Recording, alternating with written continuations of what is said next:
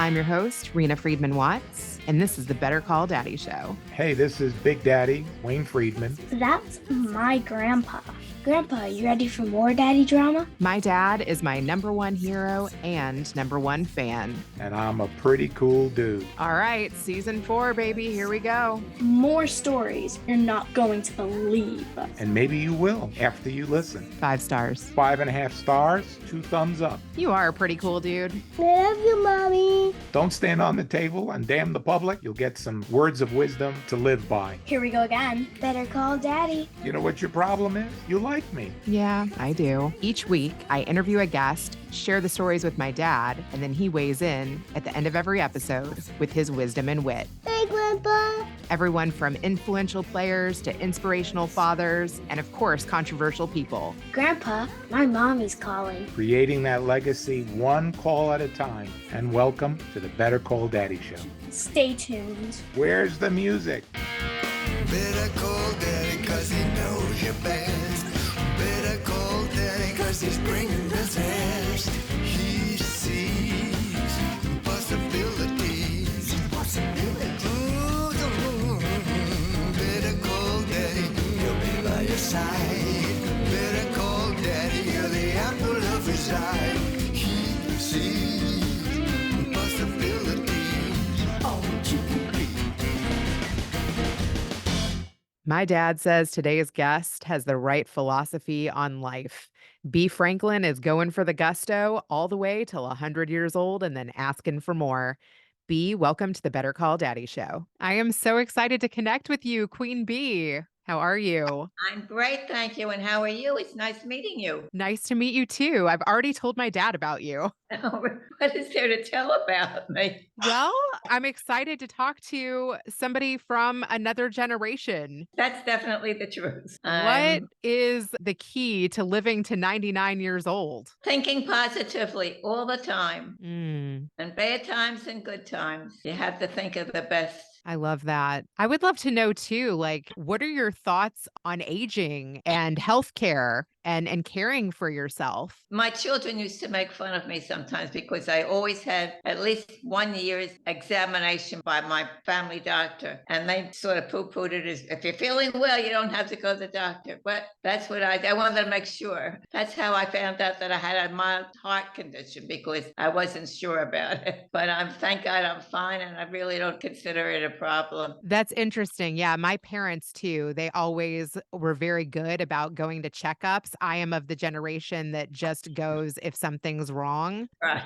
So that's funny. That. I should say I understand it, but I don't go around with it. Have you kept the same doctor for many years? Like, do you have a relationship with your doctor, and do you feel like your doctor cares about you? It's not what they call the family doctor, or the primary doctor, I think they call it now. And he's been a family doctor for must be 45 years. We have a good connection. And as I said, I feel well. I've had plenty of things that go wrong, but I always came out smiling and alive. Yeah. I would love to know too, like, who were you as a little girl? Talk to me about little Bea. Little Bea? Well, I was born and partly raised in Philadelphia. We moved to New York, and I was 9 years old. My father's business was here in New York, and he commuted for 4 years from Philadelphia to New York 5 days a week. And he decided the business was going to be well and good, and we should move to New York so he didn't have to travel by train 5 days a week. And so that's what we did. We moved from Philadelphia to Forest Hills in New York. So I really feel that that's where I grew up. I had a very nice young life. I was learning to play classical piano. In fact, I was supposed to appear in town hall at one point. And foolishly, I told my piano teacher that I didn't want to do it anymore. I was tired of practicing every day because I was 16 at the time. And I had other interests besides playing the piano for a couple of hours every day. So my mother was very unhappy with me, but she couldn't get me to sit at the piano. So we gave it up, and the piano teacher was not too happy with me, but I've always loved classical music. I like popular music too, but classical music was sort of in my bones. I love concerts and things like that, operas. ballet. As a matter of fact, I was at the theater in a Broadway show last night, and I stopped to speak to a young woman who was in the orchestra, and I stopped to talk to her. I mentioned about having learned to play the piano, and she said, "I knew it. You look like you have had music in you." And I said, "I bet I do. I have music because I love popular music. I love opera. That's what keeps me going. I think is that I always can turn to the kind of music I like to listen to, and I also like popular music. I mean, my husband Jerry was a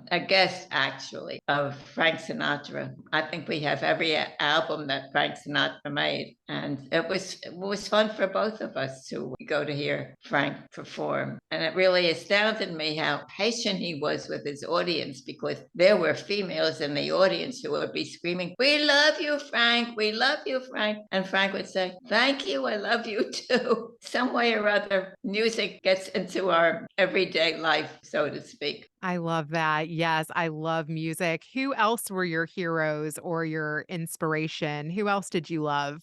My husband. I really Ooh, have a lot of people I love very much. I love my children, my grandchildren, my great grandchildren, but I love my husband. I mean, he was, when people say the love of your life, he was the love of my life. He came home from World War II. He was what they called it, can't think of the word. My age is the only bad thing that I don't like about being my age, is that my memory isn't as sharp as it was at one time. he was a Yes, photographer. he Yeah. was I can't think of the terminology now, but he had permission from the government. It was his job to be an official war photographer, and all of his photographs went through the Signal Corps. That's who sort of sponsored all the photographers that were working for the government. To think that he came back from the war thinking that the best thing to do was to think positively was astounding, considering the kind of pictures that he had to take. People who know us and have seen the photographs are also astounded that my husband Jerry was able to get to the life he lived with us because of what he had seen during the war. It was terrible. Terrible. He was a good photographer. For one time, when he came home, he thought he had met a lot of other photographers who were Hollywood paid photographers before the war started, and they wanted him to go out to California and work, live out there. He was very loyal to his mother, and he wouldn't leave. She wouldn't go out there, and he wouldn't leave. So we stayed in New York. He gave up photography to go into my father's business. We never regretted not going out to California. We had a lot of friends out there, but our home was in New York. He sounds like a really good guy. How did you guys meet? The truth is that it would be a very long story to tell you, but I'll make it as brief as possible. I had a date with his best friend for a Saturday night. And Jerry, my husband, learned from his best friend that he was going to be taking me out for the evening on the following Saturday night. So my husband, Jerry, said, "Would you mind if I double dated?" But no, he said he didn't mind at all. Just get a date. He managed to get a date, and we went out. He came to the house to let me know that he was going to be double dating with us. I kept him waiting because I was getting ready to go out on a date that particular day. So when I came down the steps to him, he said, the first thing out of his mouth was, "You kept me waiting 10 minutes. And I apologized. He told me why he had stopped by. And that was it. He wanted to know what shows we wanted to see. And I said, any show. There were only, I think, 4 Broadway shows on Broadway at the end of the war. So I said, whichever show you would like to see would be fine with me. And then he said, okay, I'll see you Saturday night. That was on a Friday. No, that was on a Thursday. Friday, the doorbell rings, and who's there but Jerry Franklin? What was you doing there? Well, quote, I just was driving past and I thought I'd stop by to say hello. So I said, okay, you said hello. I'm getting ready to go out. We said goodbye, and that definitely was, I was going to see him Saturday night. When we met to go out for a date, Jerry picked us up with his date, and we drove into a hotel in Manhattan that had dinner dancing, and that's where we went. And the name of the hotel, I don't recall. The music started. Jerry was sitting opposite me, and he gets up, he walks around his date and walks over to me, and he says, would you like to have this dance? And I said, oh, sure, because I really did like him from the first minute I met him. So we danced for the whole set of music, and we came back to the table, and the other fella's date said, would you like to join me in the ladies' room? And I said, oh, sure, which I never used to do, but I knew she was asking for a particular reason. So I got up, and as soon as we walked into the ladies' room, she said, you really like Jerry, don't you? And I said, yes, I do. She said, well, then I don't mind that I'm not dancing with him. And that's how it started. That was Saturday night. Sunday, we had tickets for a Giants football game. The temple that I belonged to at the time had been given a lot of tickets for veterans. So Jerry had a date, and my double dating friend had managed to get seats for the three of us, but we didn't. They were sitting opposite one side of the field, but we drove to the city to the football game, and we had a delightful time in the car with conversation. And then my date decided that he wanted to go to the east side of Manhattan for dinner, and he naturally asked Jerry if he'd like to go, and he said yes, and he would get a date for himself. And that's how it all started. From then, I saw him every single day. I was a senior at NYU, and he had a job in Manhattan. And he said, you know, your subway stop a block away from where I go to work. How about meeting me for lunch the next day? And that's what happened. Every day I met him for lunch. Then I'd go to my home, or I'd go back to school, and he would go back to work. And we did that because the Thursday that I met him, my parents, it was November 1st, the Thursday, and my parents had left that day for a month's vacation. So every day we would get together. And by the time November 30th rolled around, we knew that this was it, and that we were going to be married one day and whatever. When my parents came home on November 30th, and I told my mother, who was a very overbearing woman. So I told my mother, I didn't tell my father at the time, that I was in love with Jerry and that we wanted to be married. And we wouldn't, this was on November 30th, and we wanted to wait until the holidays and become engaged and get married in June. And my mother said, absolutely not. You don't know him long enough. So I said, all right, I'll tell you what. And she said, and you have to date other fellas. And I said, okay. But at the end of the holidays, I would like to become engaged and get married in June. No, I'm not giving you any guarantees because you won't date other, whatever. It was a real story between my mother and me. That day on November 30th, I said to him, she is never going to give me permission to marry you. So let's go get married, which is what we did. We were married on November 30th after a month of knowing each other. And we didn't tell anybody until February, when there was a national holiday. All the businesses were closed to save oil, because it was right after the war. We went out the night before, and we decided going without being together from November to February was just not workable for us anymore. So we had to tell our families, which is what we did. Jerry's family was delighted. My mother was furious. I never heard words like what she came out of her mouth before, but didn't faze me. And we never told them anything about why we did it or anything. My mother never knew that it was because of her that I did go against her wishes. But we had a wonderful life for 51 years. Just ended too soon. Aw, that's really sweet. Did he get Yeah. along with your dad? Oh, yeah. My dad and I were always very close. Even when I was a little girl, my dad, when we lived in Philadelphia, the house was about 2 blocks away from a railroad passover or a bridge. And every night there was a freight train that went on that railroad. And my dad would take me every night before dinner. We'd go over to the overpass and watch the freight trains go underneath the bridge, and we'd count. I became a compulsive counter, and numbers all the time. Numbers are going through my head ever since I was counting freight trains. If I see a train in front of me, that I'm stopped for, I count the trains, how many trains there are. But that happens to be a very nice remembrance, because I bring myself to thinking about my dad, who was a great man. So we got along very well. I was very happy in Philadelphia, and we were close in New York also. Every Sunday, Dad and I would go for a walk, cold weather, summer weather. We just walk and talk and had a good time. My mother and I were I think I wasn't living up to my mother's expectations. I kept my distance from my mother as much as I could, but I was very close with my dad. I was very close with, I had an older brother, and I was very close with him also. I adored my brother. And if I needed anything that I needed information about, like when war was declared, I was in Wisconsin at the university when war was announced. And the first thing I did, my brother was in the service at that point, and I called him right away, wondering if he was going to be sent overseas or not. He said, everything will be all right. Everything will be all right. I'll tell you if anything's wrong, everything will be all right. Just have faith, which is what I did because my brother told me to have faith, and that's what I did. And fortunately, he was never sent overseas. He was a flight instructor, and he stayed in the States. And that's my happiness, and my three sons who have brought me much happiness. And now I have two grandsons and four great grandchildren. That's so And beautiful.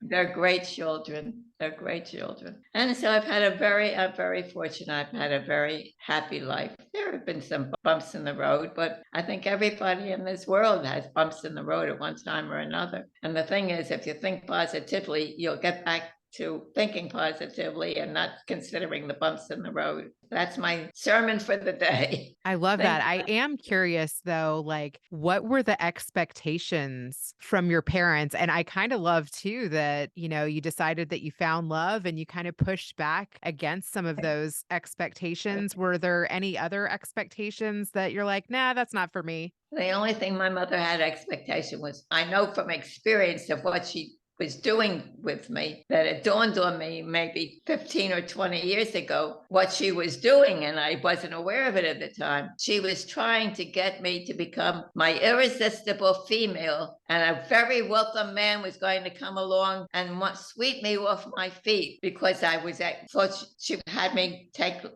horseback riding lessons, French lessons, dancing lessons. I mean, it was just unthinkable for me at the time. I didn't know what she was doing until years after I was married, and I was thinking about it one day, and I said, she was grooming me to be some man's wife. It never happened. That's why she was so upset with me when I told her I was married, because her dream was down the sewer. But she came around eventually.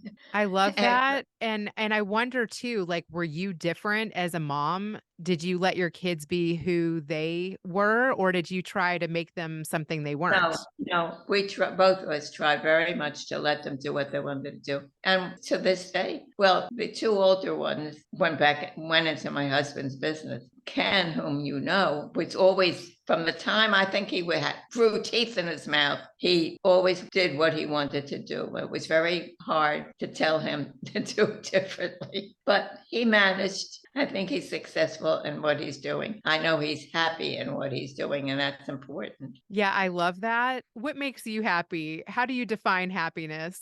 Have you found it? Well, I found happiness. As a matter of fact, my oldest son is making not a surprise party, a birthday party for me in June. I was thinking, because he's made several parties for me, I think this will be the fifth party he's made for me. And from the first one he made, I was so overwhelmed that he took this whole party on his own and planned it and everything, that I felt compelled sitting at the dining table, and thinking I just had to get up and personally thank him, which is what I did. I got up and I said something to him, to the people who were in attendance, about how grateful I was that, he made this wonderful party. I have a lot of friends, and friends to me, and it may not be for everybody, but friends to me, a friend is a person who is kind and caring. It doesn't make any difference whether poor or rich or wealthy, they're designers or dancers, no matter what they are. I have friends who are very diverse in what they do, but they're very dear friends of mine. And my son, who is making this party, has invited, and I don't say this to brag, but because it's so astounding, 83 people who are coming to that party because it's my birthday. And they're all my friends. They're all my friends. They're kind and they're caring, and that's what counts. I don't care if they're professionally wealthy or whatever they do. I am very happy to be with them at all times. That's so cool. And it's going to be your 100th birthday, right? It's going to be my 100th birthday. So I kid with my great grandson. I say, you know that Nana's going to be a century in June? He doesn't even know what a century is, but I love to be able to say it. It's just so unusual. And I'm very thankful. My oldest son just walked into the house. So, Rick, I'm talking about you. He's been very good and great. What are your thoughts on legacy? Well, I think if I had to wish anything, I would hope that they all have the same positive outlook on life as my husband taught me to have, and I know I have now. But I think that's a good legacy to leave my children, to have a positive attitude about something. Don't hold grudges. I'm very much about people holding grudges, especially if it's along family lines. To me, you just don't do that. Have you seen that in your family at all? And how do you work through grudges? Well, I don't think I've ever had a grudge. I've had my brother had a grudge against me for something that was so unexpected because he imagined that I did something that I did not do. And I couldn't explain it. He didn't want to hear me explain what happened. And for 10 years, he would not speak to me. Every holiday, I would try and get in touch with him. He just wasn't interested in me anymore, which was very hurtful because he was always someone to look up to. For his 80th birthday, his son made a surprise party for him. And the son invited me to the party because I had tried numerous times to get in touch with my brother and he just wasn't interested. My nephew invited me to the party and I went. My brother decided he'd pick me up from the airplane and he would take me back to the airplane because he lived in Florida. And when I was sitting and we chatted, I mean, it wasn't like we didn't talk at all at that point, but as I was getting out of the car at the airport, he handed me an envelope that said, "Do not open until you're on the plane." Okay. So I opened it up and it was a letter to me from him about how he regretted those 10 years that he didn't speak to me because he realized now he missed out on something very important. And that's what I try to teach my family, the family members, that don't let things even if it's true that something happened, make up. What's it cost to say hello? I mean, you don't have to be buddies with your family if you don't agree on certain things, but to not talk to your family at all, that's terrible. So that's what I hope they've learned from me. Learn from their dad to think positively and to learn from me that you don't hold a grudge forever. It can hurt your growth, your thinking. And what is it worth to say hello? Even if you have to make a long distance phone call, it doesn't cost that much to say hello, just checking in to see if you're all right. You don't have to have a whole long conversation, just to let them know that you're thinking of them. That's what's important. Family is very important. And I'm lucky to have a wonderful family, grandchildren and great-grandchildren, and extended family who have accepted me as a family member, and I have accepted them as a family member. That's what's important in life. It's not how much money you make or what you do with your life that's not great. Some people are not great, but they're family members and they're wonderful people. That is So such an important message. Thank you. I love that so much. I feel like that is a blessing that you just gave me. I am also curious, like, there are hardships. I mean, if you've been married for 51 years, you've definitely had hardships. And how do you keep the love going? I know that you loved your husband right away, but how do you keep love alive? I was very lucky with my parents. Not my mother so much, but my father had his own business. After we told my parents that we were married, so my father suggested that we go on a 3-day, the weekend honeymoon. I have to laugh because Jerry made a reservation at a hotel in New York, and we were going to stay overnight in New York.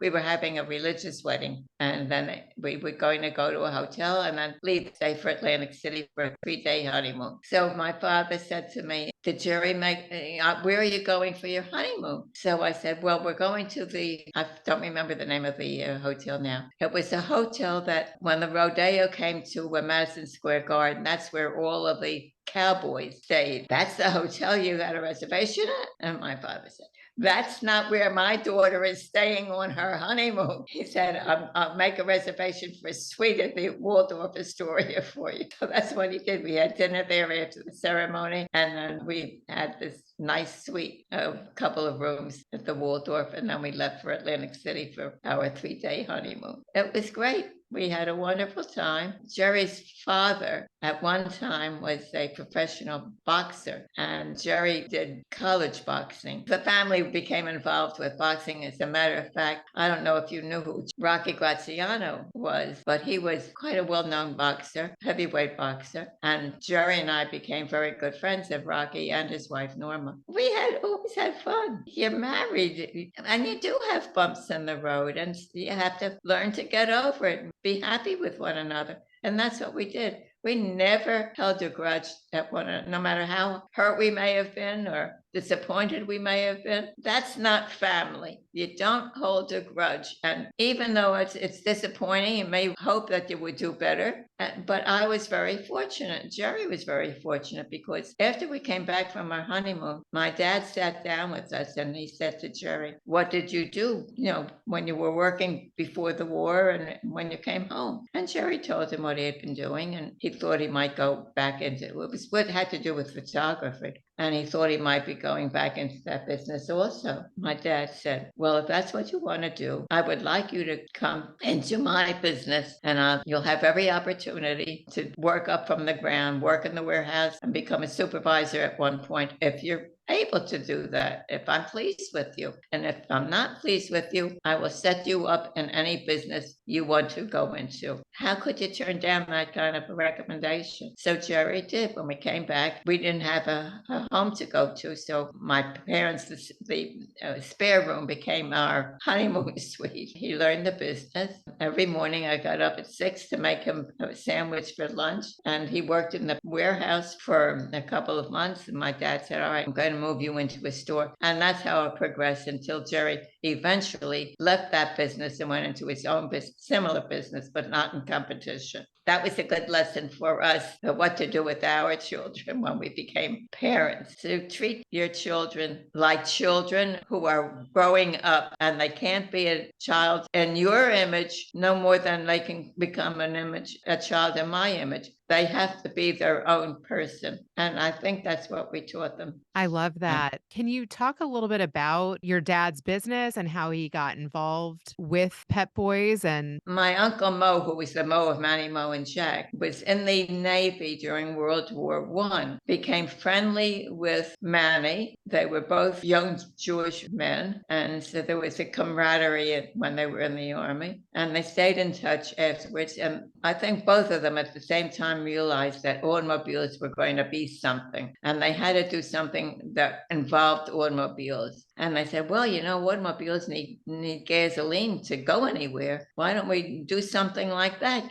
Get things that are with an automobile." So they decided on automotive accessories. And that's how Pep Boys, they met this other fellow whose name was Jack. And the three of them became the Pep Boys. They came to the Pep Boys because one of the only store they had at the beginning had also a gas pump. The name of the gas was the Pep Oil or the Pep Gas or whatever. And I said, "That's a good name. We'll call them the Pep Boys." And that's how the Pep Boys started. But the third man, who was actually Jack, for some reason left right away. He wasn't involved with it really. But the image of Jack was caricatures of Manny, the Mo, and logo. Jack. Yeah. Yes, the logo. Thank you. So they took my father's image and put it where Jack would be, and my dad became Jack to the business world. He was Jack. In fact, he tells a story of how when he was in his so to get back to the original question, my father decided he wasn't happy just being an employee of the Pep Boys. He wanted his own business, but he wouldn't go in competition with my uncle. So he decided in New York. It's a very interesting story about my dad. I tell many people about this story. He was commuting from Philadelphia to New York 5 days a week. He wanted to open 5 branches of his business, and he went to a local. He had a building or whatever it was where he had his office. He went to the local bank and asked to see the manager, and he told the manager that he was looking for a loan. He mentioned how much money he thought he would need, that he wanted to open up 5 stores and a warehouse at the same time, which was fantastic to be thinking so much ahead. But the manager said, "Well, what do you have for collateral?" And my father said, "My good name." And the manager said, "Then you'll get the loan." And that's how my father went into business. He had a chain of stores that were called Strauss stores. He was very very happy with what he did. And after 5 years, he decided, well, the business, and that was after the crash on Wall Street, but he made it through the crash and he decided he was going to move to New York. So we moved the family. I was 9 years old when we moved from Philadelphia to New York. That's the story of Bea Franklin.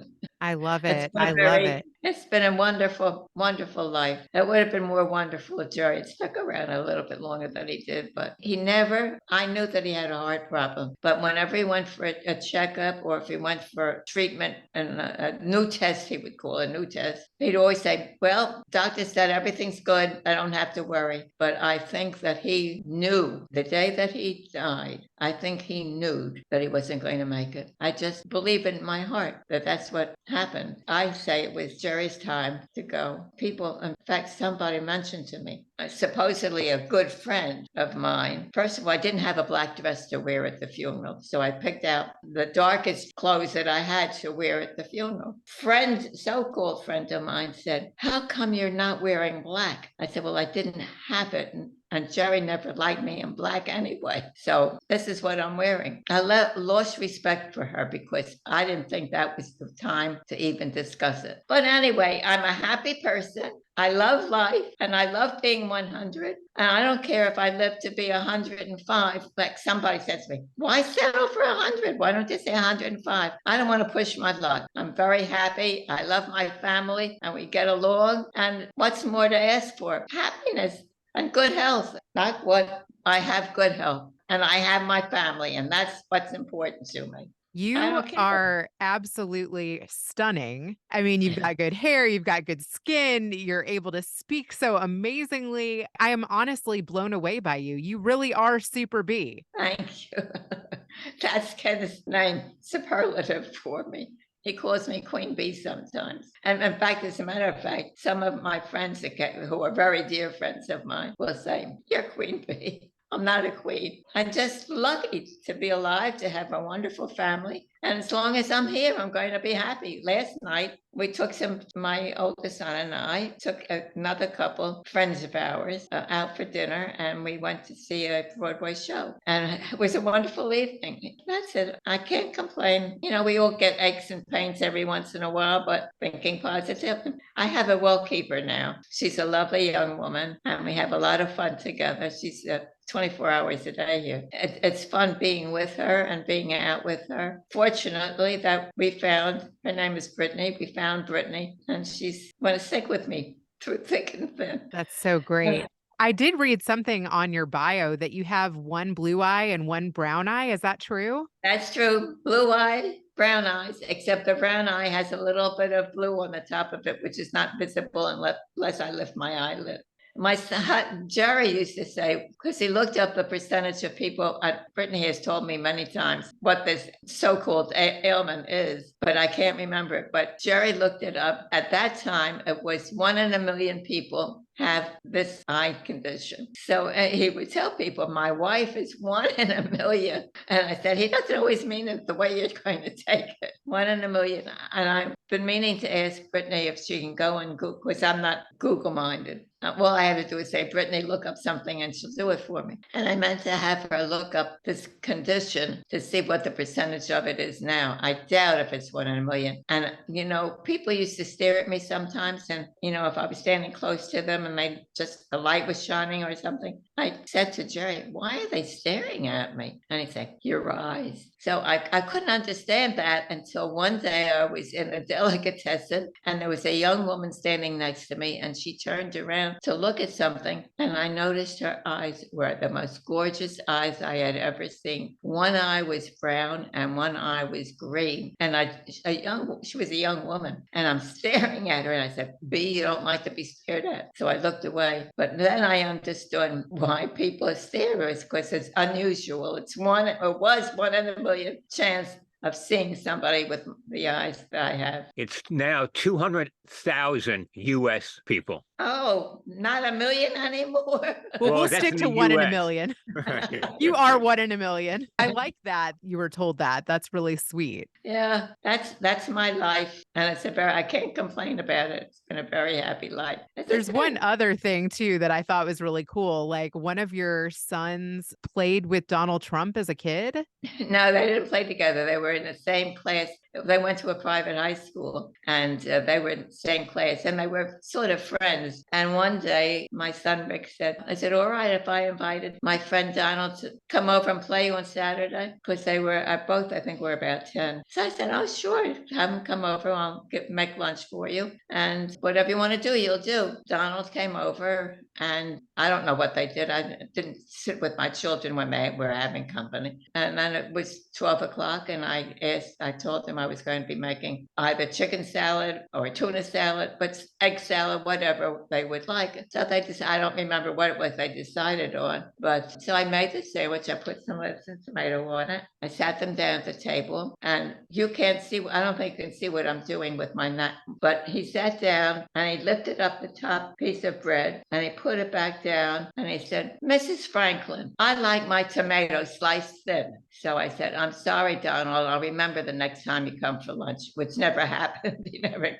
came for lunch again. But that was Donald. We once, and Donald, when Donald was dating the actress, I forgot her name, but before they were married, when he dated her, we had friends who were in the show that we were at. They asked us to come backstage after the show, which is what we did. And Donald was backstage with his girlfriend, and Rick and Donald recognized each other, and they went and spoke together for a little bit. But I never liked Donald. He was never one of my favorite people. But anyway, yeah, Rick, when Donald was running for president, Rick took out the picture of the class that they were in when they were in school, and he cut it out and put it in his pocket to show everybody that he really knew Donald Trump. I knew what Donald was before Donald became president. So I always teased Rick about that. Why doesn't he carry that picture around with him anymore?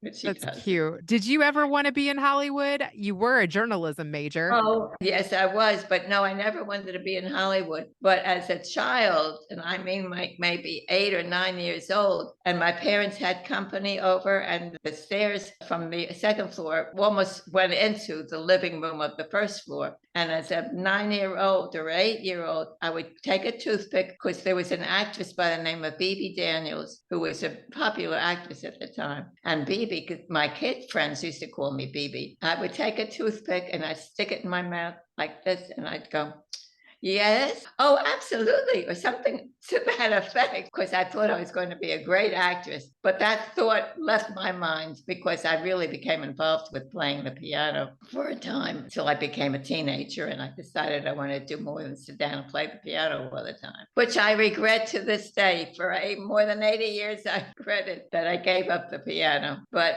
I'm sure somebody else has the piano and is enjoying using it. I mean, And it's not too late. You're still here. You could do I that still.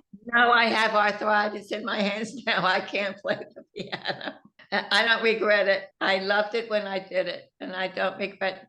But for a time, I did regret that I wasn't playing the piano. But I had other interests. I had grandchildren. Now I have great grandchildren, and as I said, I can't ask more. Yeah, it would have been nice if Jerry had lasted a little bit longer. But other than that, I can't complain about anything. As I said, I've said many times, everybody has bumps in the road, but you have to think about the road smoothing out a little bit at a time in front of you. And that's it. That's my life. Do you want to say anything about what's happening in the world now? Because there are some bumps happening again. It feels very Well, scary. And you've lived through the World War yeah, II. yeah. Well, as a Jewish woman, I definitely have compassion, very much. In fact, the restaurant we were in last night, the manager is a young man who was born in Israel. His grandparents live in Israel now. And he happens to be a very happy-go-lucky young man, which I think is remarkable for what is going on in Israel.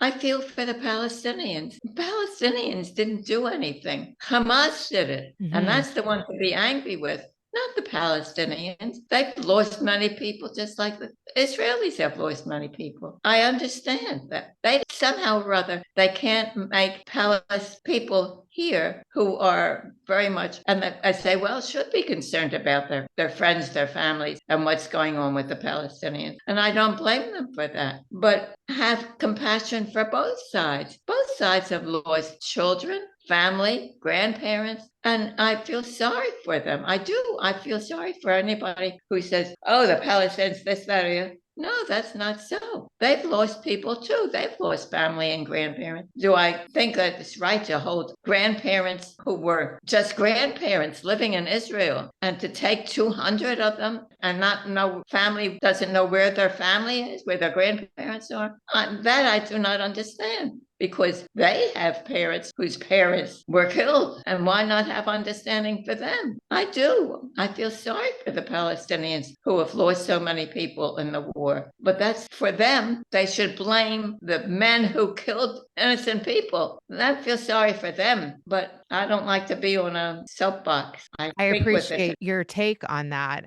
It's just crazy that, we're seeing this, you're seeing this twice in your life. Yes. Yes, I was very lucky during World War II that my brother, who was in the army, was not called overseas. And in a way, I feel sort of guilty for him because I had so many friends. I had friends of mine who were killed in the war. There's nothing you can do about it. I hope that peace will come to everybody. I'm not a political person. I cannot understand how people who have choices to make the wrong, in my mind, they make the wrong choices. Don't they know what happened to their families in World War I? I don't know any person who really likes war except the people who manufacture guns and other things. Oh, that's another thing. Don't get me started on the government with the guns, with all the people, the massacre that was here. Why don't they? I don't know what would have. Are any of their family killed? That do you have to kill a family member to be aware of what's happening? I don't understand it. The world goes spinning around, and hopefully, maybe someday, hopefully in the near future, people will realize that hate in the heart is not a means of good health. And hope, I hope and pray, have difficulty thinking positively because there's so many people in this world who only think about killing, getting even, whatever it is that they do. I can't understand how, unless they have family members who are teaching them that you have to get rid of the Black people or the Jewish people or the Muslim people or whatever people. For what reason? What good? Is it a good cause? I don't think so. Look at what the Muslim peoples did for the world. Look at what the Jewish people have done for the world. Did you ask the doctor whether he was Jewish or Muslim or white or Black? You didn't. You had something wrong with you. You went to a doctor. And it might be coincidental that he happened to be Jewish, Muslim, Black, white. We're all people with families and friends and should be, when we live in a wonderful place here. And why look for problems when there shouldn't be any problems? I agree with you. Thank you so much. I have loved Thank you. connecting with you. I can't wait to hear what my dad has to say. He is going to absolutely love you. Okay, tell him I said hello, Dad. Is he single?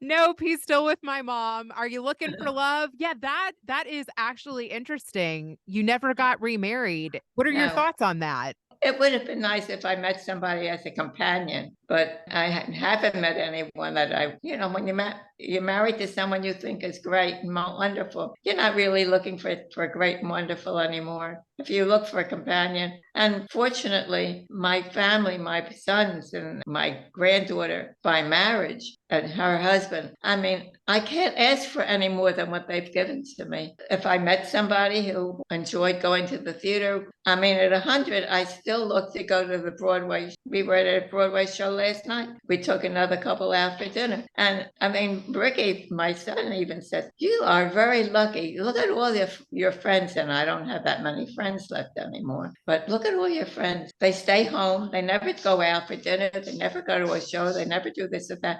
And look at what you do with your life. Yes. And I have a lot of it to owe to my son, who takes me out for dinner frequently, takes me out, although I pay for my own tickets and we're his tickets sometimes. But we go to the theater if there's a show that we want to see. And if there's a show, we have, especially Rick has friends who are theater people, actors who are in tour companies of popular shows. And if they are in a city that we've never been to, we get tickets, we fly to the city, we see the show, and we fly back home. And I'm very fortunate that we can afford to do all of that. But there are lots of people who can afford it and don't do it. Why sit around and moan yourself that you're not doing anything if you don't get up and do it? That's What the a great positivity. message. I absolutely love that. I used to go to off Broadway performances with my grandparents, and it's some of my fondest memories. My grandfather did the lights on Broadway, and he had a lighting manufacturing company with my dad for 40 plus years. So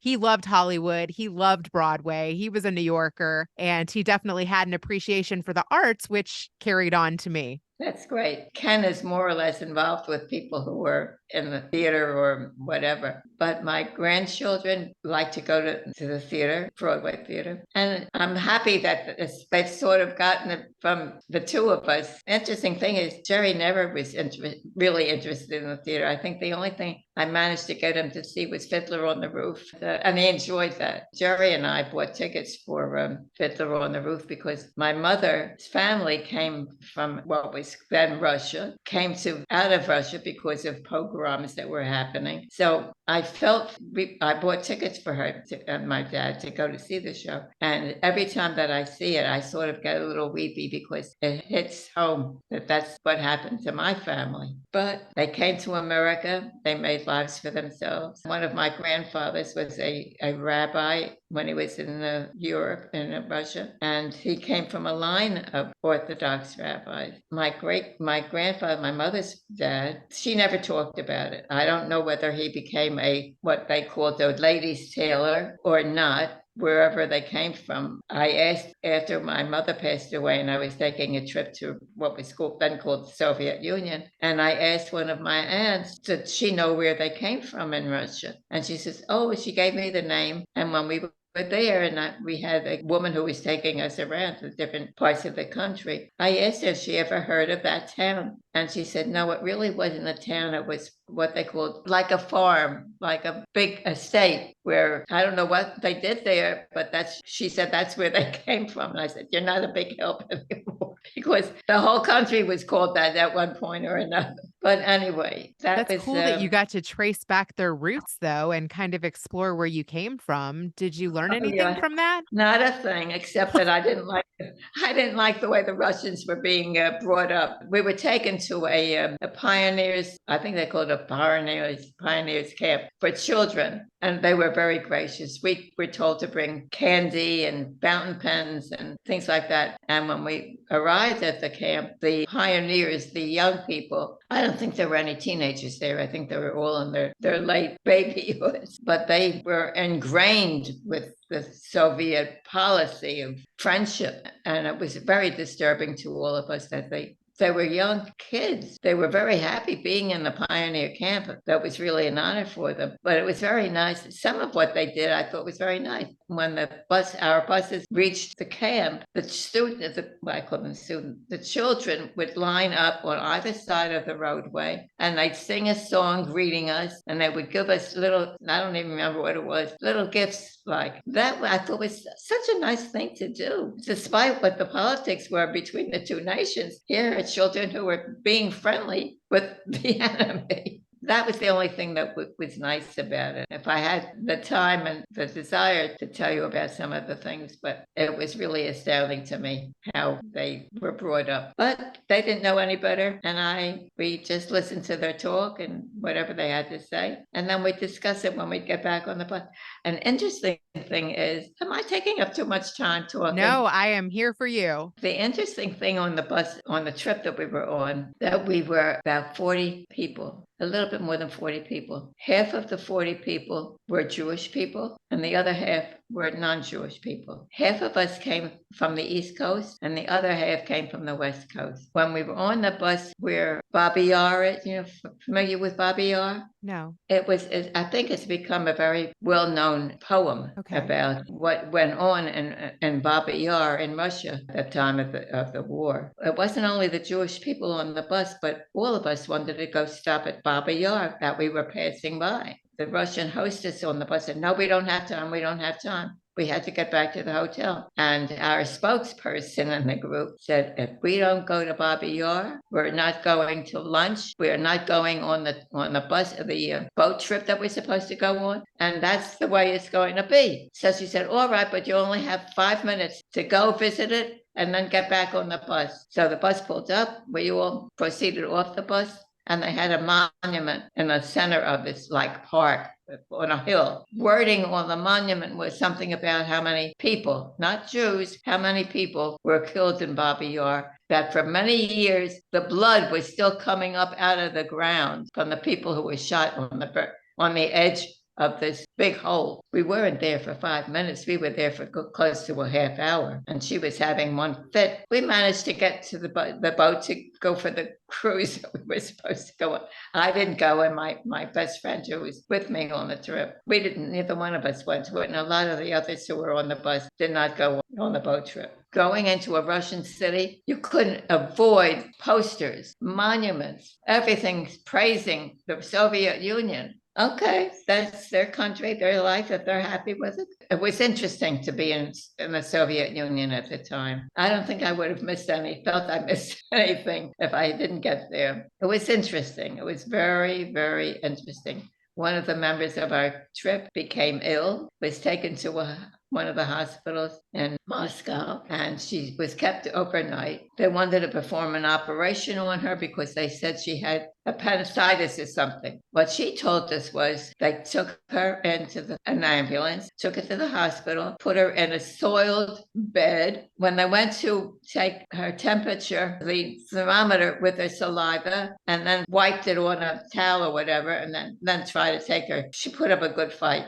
And then she found out that they told her that she had appendicitis and she'd be operated on in the morning. And she called someone who was on the tour with us, happened to be a young man who was very proficient in the Russian language. So she called him and she said, you've got to get me out of here, which is what he did. And that was the wonderful science of the Russian people that we were exposed to. It was a learning experience. Definitely. Yeah. Do you feel like you got to live the American dream? Oh, yes. I don't know if every American has the dream that I have. I lived my American dream. I married a man I loved very much. I have 3 great sons and great grandchildren. And what else can you ask for? We're healthy. We are very fortunate that we can afford to do some of the things that we enjoy doing. But that's what people dream for. And I'm just lucky that I had the dream. I'm so glad that we got to share your story of the American dream. Thank you so much.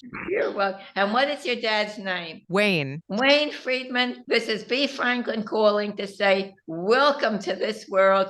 Enjoy your life, and may you live to be at least 100. Amen. Thank you so much. Nice speaking to you. You've heard from my mom. Now, let's switch it over to Grandpa.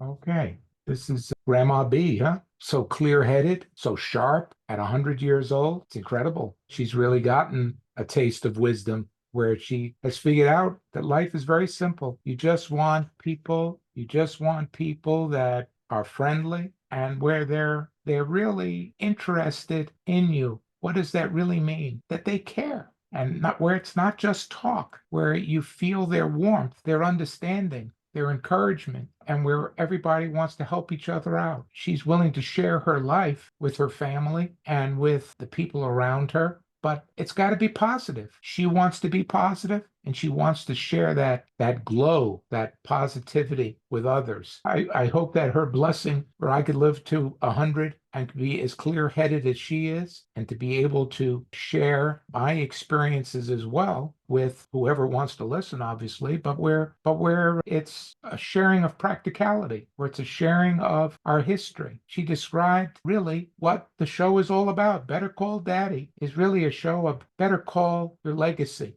having that move into the future. That's what she's really doing as well. It's really funny because some of the stories sounded very similar. When you're Jewish, you really experience the highs and lows of persecution, of the aspect of where knowledge and wisdom are very important in our lives, of having growth and trying to make each day a little bit better if we can. She was talking about her relatives, how they were persecuted in Russia, how the disaster of witnessing the Holocaust throughout Europe by the Germans, and then to see how still today that there are certain people that just want to completely annihilate us, and yet it's the same type of philosophy where they don't really value family values and take life at its true meaning. And at its true meaning, that means it should be absorbed by all people. It's like eating food or getting your proper nutrients. If you can't see that being healthy and where we have good family values and where we can have some type of continuum, it's not just for one family, it's for all people. That's really thinking outside the box. That's really thinking beyond yourself. We've said this on some of the other shows, but until people can really graduate to a higher level where it's taken more towards goals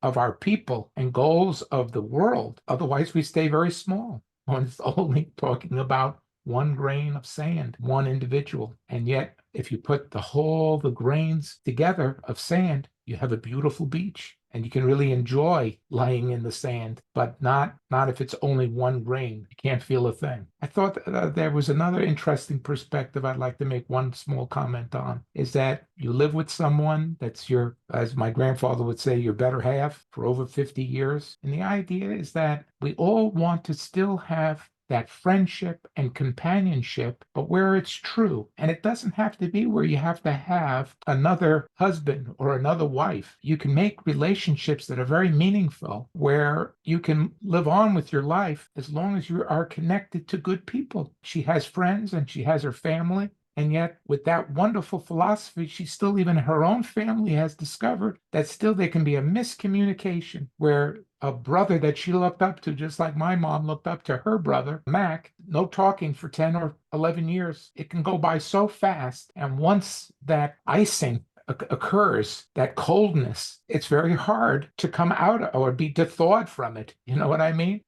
Time just slips by. And then you wonder, why did it take so long to make up when you're family? And it's the same thing if it's somebody that you knew from your youth, that you were friends in high school. You meet him at a reunion or her at a reunion 50 years later, or even somebody you worked with, like in my case, hadn't worked with him for 20 years. And we're working together like brothers. The point is that if you really form true relationships and you're kind and you're compassionate for the other person, time can be timeless. You can put a relationship like that back together in a moment. And to begrudge or to feel ill will about people is really a distraction from what we're really trying to accomplish in life, which is figure out a way for everyone to unite so we can have that beautiful sand on the beach and take a nice dip in the ocean, and where we all can get along.